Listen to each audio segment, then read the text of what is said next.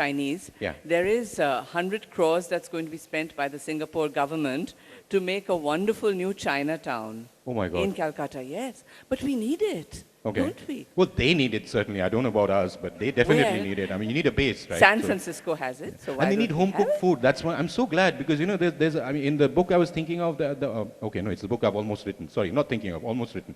So, but the thing is, they have a big dispute over Gadiahat chow mein, which is declared, sort of unacceptably, culturally bad, and that's the time when Calcutta rises. Because you cannot separate us from our Gadiahat chow mein. So, Absolutely. So I say, But just to continue with No, a please. question for everyone here, because you're such prolific writers, and really it's from the sublime to the ridiculous, but you spend a lot of time researching for your books, but how much time do you actually have to read other people's books? Or how much time do authors have generally to read? Well, Do authors read? That's what I wanted to know. the useful thing is that if you don't have a job, then you get to read 40 books a month, which is what I've been doing for the longest time.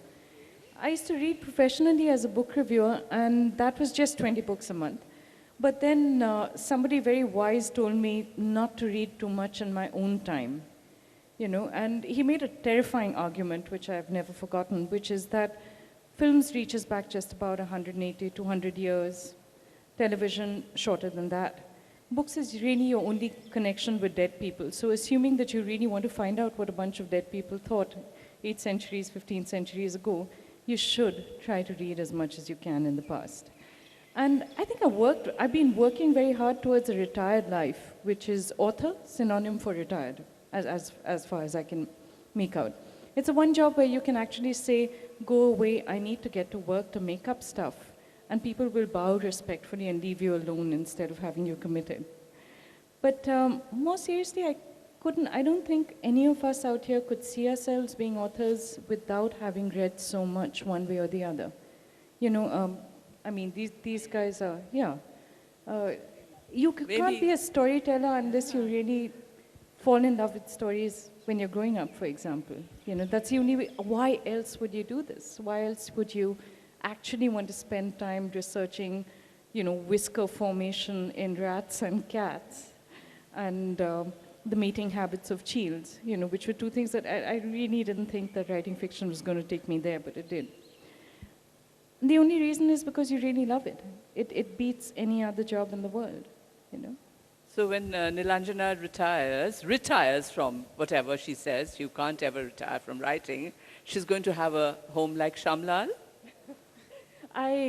We were moving house for the 6th time to a house that's a little bigger because we donated 1,000 books last year to make space for the books that we already had. And then we were so pleased with ourselves that we took in homeless books at a rate that, we're just moving to a larger house. I want to ask a question, and it's primarily meant for Shobhan, but any of you can take it. You make fun of governments and authorities, and many of you write, funny stuff, seemingly funny stuff. And we see a very disturbing trend around the world in governments who are cracking down on any kind of free speech. And not only printed word, but cartoons, films, and so on and so forth, videos, very often with the Indian government. What do you think? Where will this lead us, really? What will happen to humor or free speech in any form? I think I was really enthused by Ankit Bhadia. I saw him on a TV program when we were talking about censorship, and there was a big storm about something. And when this question kind of cropped up, where are we going with all this suppression that's happening? He laughed and he said that as if anybody can suppress the internet, like it's possible or something. I'm not so sure because the Chinese did it, but it seems like it's not an easy thing to do.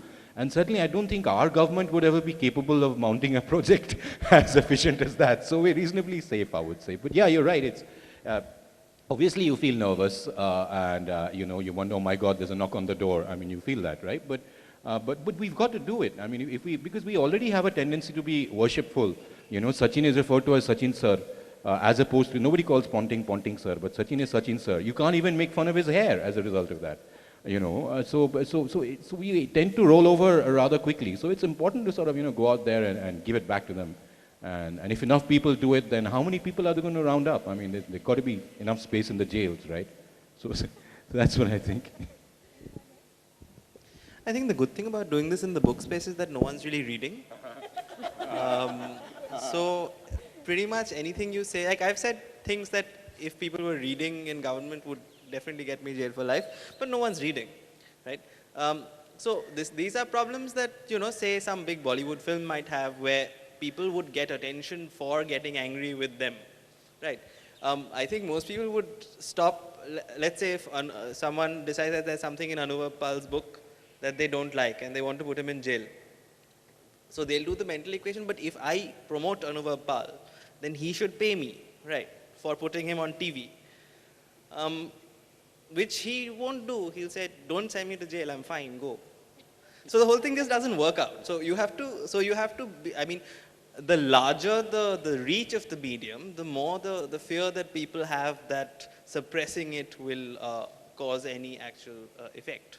So books in India, we're still quite far away from, yeah. Indian government's reaction to YouTube videos are very, very different. But that's Let why me people tell you. go to YouTube to look at cats and stuff. So they might see all this. Well, one of the things, we just started up a chapter of Pen Deadly, Shobhan's a member, and one of the things that we were seeing that is actually frightening is the chilling effect it has on people who then decide not to write in a certain way, or who look at things and say, well, I won't walk down and actually, and usually it's innocuous stuff. Usually it's not the incendiary book about sex violence and what the government did. But usually it's somebody saying, I won't research Shivaji and wait a second, maybe not Hanuman, and actually nobody who's really remotely controversial. And so a certain branch of history dies that way.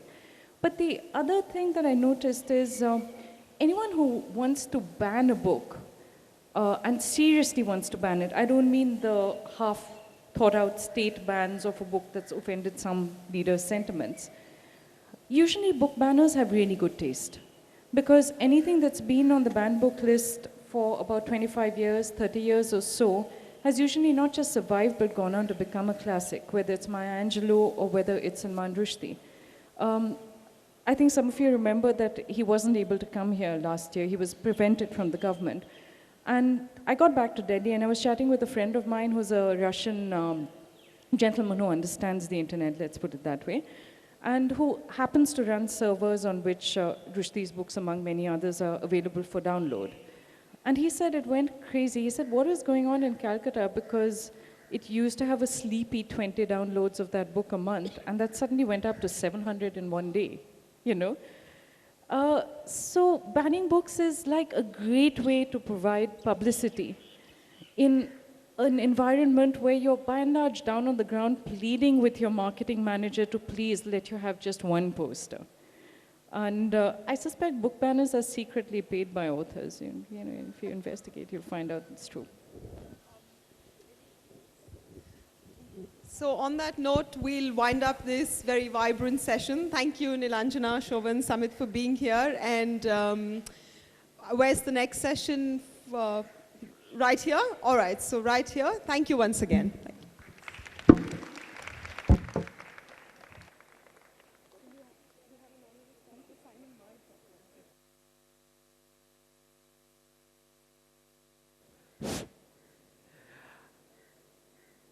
No matter what your schedule says, the next session is here at 3:50. This is what I'm here and to announce, and it's a very pleasant duty to welcome onto